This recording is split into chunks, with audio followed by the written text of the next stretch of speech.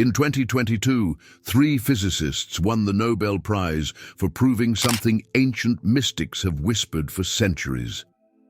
That reality doesn't exist the way we think it does. That the universe is not locally real, which means things don't exist independently, and they don't even become real until you look at them. That alone should shake you.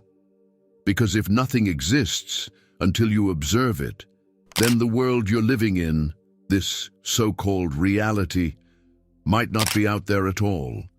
It might be inside you, created not by your hands, but by your attention, a kind of dream that responds to the dreamer. And if that's true, then what exactly are you waking up to every morning? Maybe the job you hate, the relationship you cling to, the fears you carry. Maybe they aren't solid facts. Maybe they're held together by focus, by a mind that's been trained to look a certain way. And so it keeps creating the same results. Science now confirms what sages have always said. You're not a passive observer of the universe. You're a participant, or maybe more than that. You're the one pulling the curtain back every time you look. But here's where things start to fracture. Because if the universe waits for your awareness before it shows up, then what else might exist right now, just outside your field of view? Let's begin. Because the universe? It doesn't exist until you look at it. 1. The universe doesn't exist until you look at it. You open your eyes and the world is there. But what if that's just the illusion? Quantum physicists have discovered something so strange, so disturbing, it shakes the foundation of what we call reality. Nothing exists until it's observed. This isn't metaphor. This is the observer effect in action. Your awareness doesn't just notice reality, it activates it. So if you weren't looking, was it ever there? Or were you always walking through a dream that responds only when you turn your gaze? Everyday examples hide in plain sight. Ever stared into your closet for 5 minutes before suddenly spotting the shirt you were looking for? The item didn't move, but something shifted, you noticed. It's not that the world disappears when you look away, but that your experience of the world is built only when you look. This is perception versus reality at its core. Reality isn't something you find. It's something you create. One glance, one choice, one moment at a time. This idea isn't just abstract theory, it's deeply practical. If reality waits on your awareness, then what you choose to focus on becomes everything. Hate your job? Try showing up tomorrow and noticing 3 new things you've never seen before. The texture of your desk, the silence between conversations, a co-worker's kindness you always ignore. When your attention shifts, your universe shifts with it. And that's not self-help fluff, that's quantum illusion, verified. Here's where things get spooky. If awareness is what makes the universe real, then what happens when you stop believing what you see?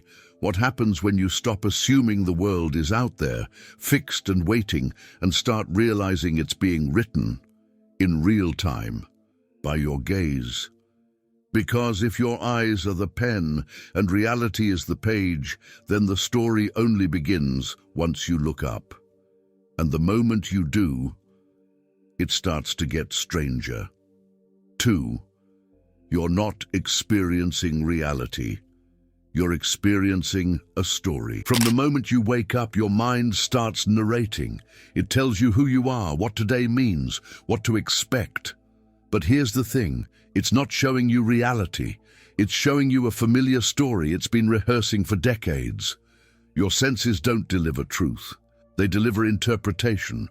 The world you think you're experiencing is really a filtered projection, where perception versus reality are often at odds, and you don't even notice the gap. Take a moment, look at your hand. You think you're seeing your hand, right? But what you're actually seeing is light reflecting off skin, interpreted by your brain into handness. Your eyes don't see truth, they receive signals. Your brain turns those signals into something that feels real. And that feeling, That's the quantum illusion at work. You're not touching the world, you're touching the translation of it. This explains why two people can experience the same event and tell two completely different stories. One sees opportunity, the other sees betrayal. Same moment, different filters. The mind edits incoming data like a movie editor on autopilot, cutting out scenes, splicing in assumptions, overlaying emotional soundtracks. The real footage never makes it to your conscious screen. You're watching a director's cut, not the raw tape. So what can you do? Start small. Sit for 5 minutes and just watch your surroundings. No labels, no judgments. See the shapes, hear the sounds, feel the textures. Just observe. You'll notice something strange. Without your mind narrating, reality gets quiet, unfamiliar, almost dreamlike. That's the edge of the story. And what lies beyond that edge is not a different version of the world. It's the world before your mind got involved. And if the mind steps back even further, what's left to see? 3. Entanglement. You're still connected to what you let go of. Let go of the past? Maybe. But has it let go of you? According to quantum entanglement, particles that were once linked remain connected, no matter how far apart they drift. Change one, and the other responds instantly, beyond the rules of space and time. It's not just a physics quirk. It's a mirror to the emotional entanglements in your life. That heartbreak you thought was over, that resentment you buried, they may still be sending ripples through your field of awareness, influencing your energy in ways you haven't noticed. Ever had a sudden emotional reaction to a song, a smell, a memory you hadn't thought of in years? That's non-local awareness waking up. It's proof that some parts of you are still wired to people, places, and patterns you think are done. Just like entangled particles, those energies never truly vanished. They just moved out of sight. And without you realizing it, they're still shaping your reality, still filtering your perception, still whispering in the back of your mind. Here's something practical. Sit quietly and bring to mind someone you think you've moved on from. Don't analyze it, just feel. Notice what arises. Tension in the chest?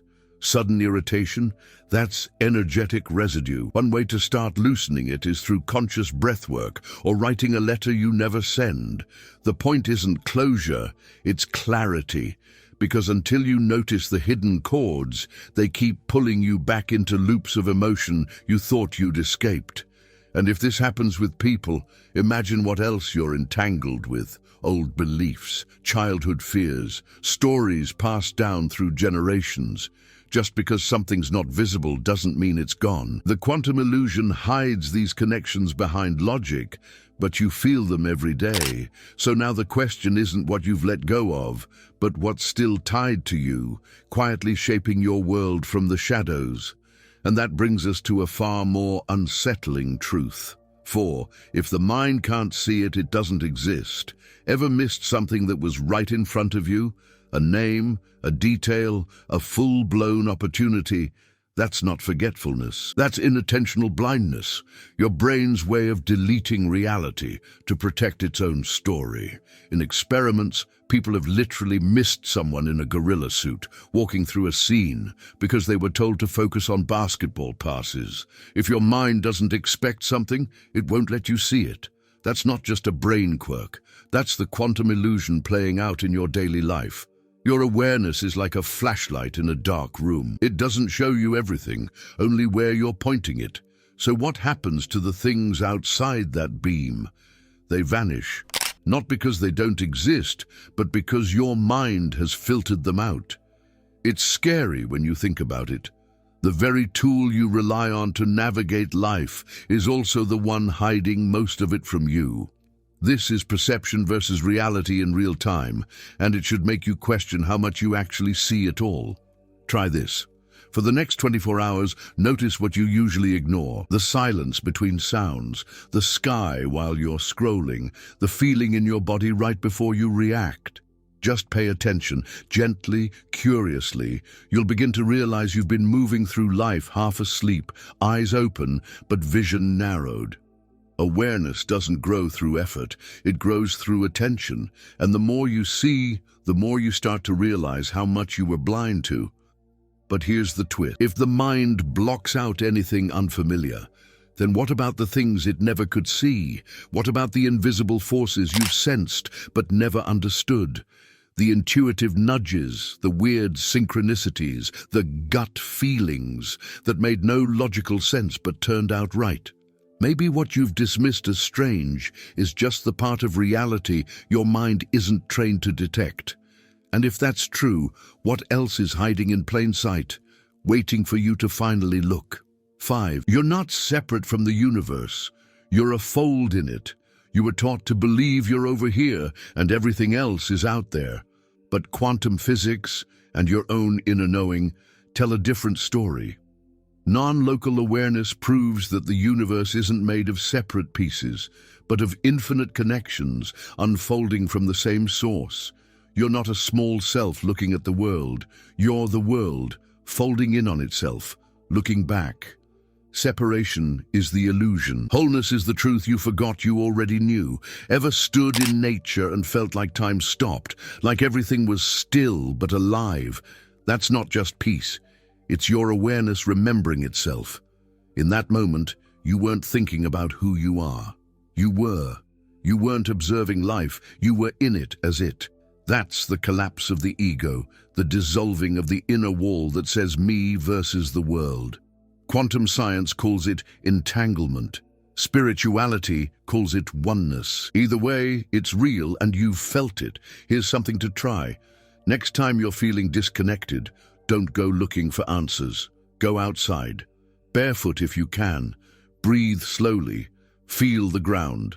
Then shift your question from "what should I do" to "what's happening through me right now?" That tiny question flips the entire frame. You stop acting like a character in the movie and start realizing you are the screen the movie plays on. You're not watching life happen. You're the space where life appears. And if that's true, then maybe the reason you feel stuck, lost, or separate is because you've been trying to fix a self that doesn't exist. You've been rearranging the furniture inside a dream. But when the dreamer wakes up, even just for a second, everything changes. And once you begin to taste that truth, there's no turning back, because the question that starts to burn isn't, "Who am I?" It's, "What else have I been pretending not to be?"